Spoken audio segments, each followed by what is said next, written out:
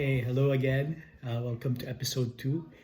We got a suggestion from one of my favorite TikTokers, Joy, to call this BUHAY Beats, daily updates that will keep our hearts beating for the cause of pro-life. I have to practice the spiel. Anyway, let's stick to the issue of abortion. It was also brought up during the Abunda interviews about rape and incest, if that is a reason enough to have an abortion. So I think we should go back to the whole premise, or the whole truth, not a premise, the whole truth that the life is in the womb. So at the moment of conception, we believe that the moment of conception, it's already a life. So life doesn't start day 6 or month 3 or month 8 or right before birth.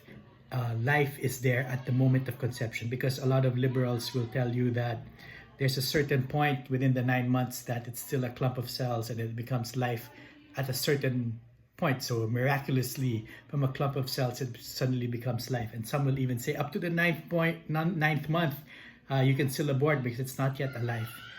So I don't know. You can hear my kids. That's life. That's life. I have 5 kids.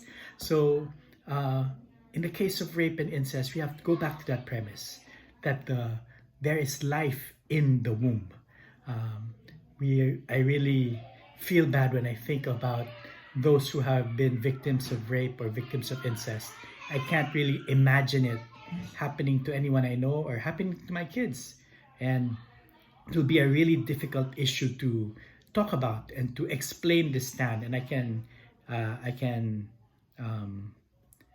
empathize, that's the word I'm looking for, empathize with our presidentiables, because it's not an easy topic to talk about, especially when you're pushed for 5 minutes about abortion and incest, and it always goes back to that.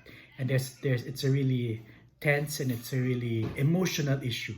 But we go back to the premise that that is a baby inside the womb, and that baby, that person deserves to live, and that person has a future.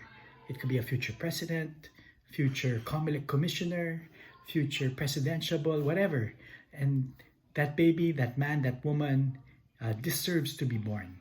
And we need to protect that life at all costs. Now, you have options.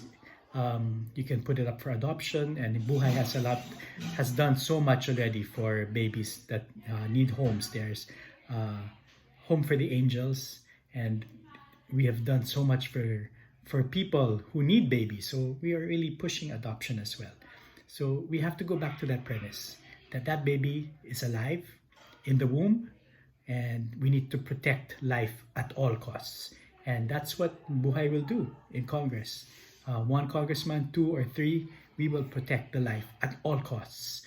And of course, if they are victims of rape or incest, you need more than just saying we'll protect the life. You also need counseling, just like what a lot of presidentiables have said. It takes a lot, and it takes a lot of work to be able to come back from that.